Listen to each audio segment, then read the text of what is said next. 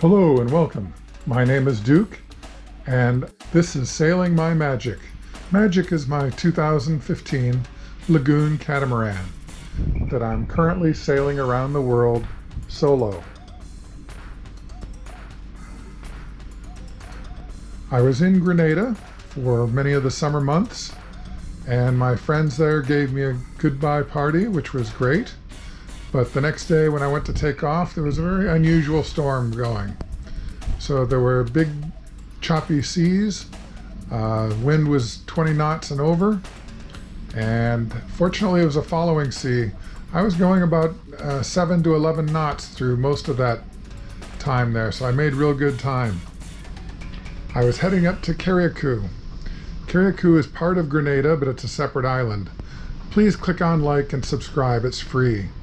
And it helps me with the YouTube algorithm.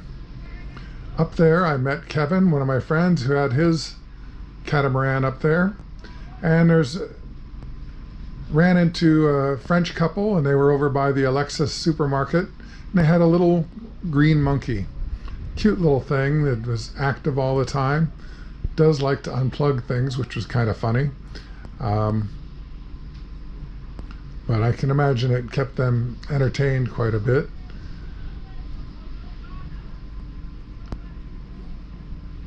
And then there was a little dinghy dock there. We went into shore.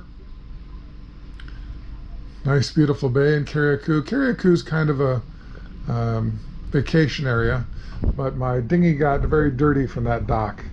That's the Twilight restaurant and bar, and then there's a grocery store and the galley restaurant.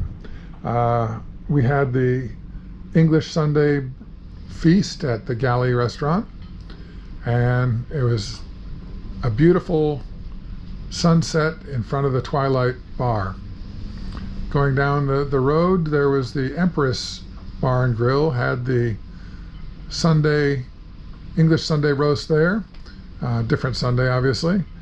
And it was a beautiful moonlit night, but some guy got stuck on the shoals in front of the fuel point. Took a bunch of boats to get him off that.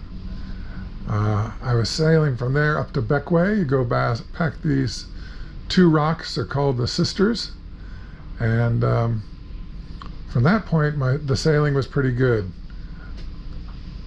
There was a little bit of a storm, but not too bad. It was mostly just overcast.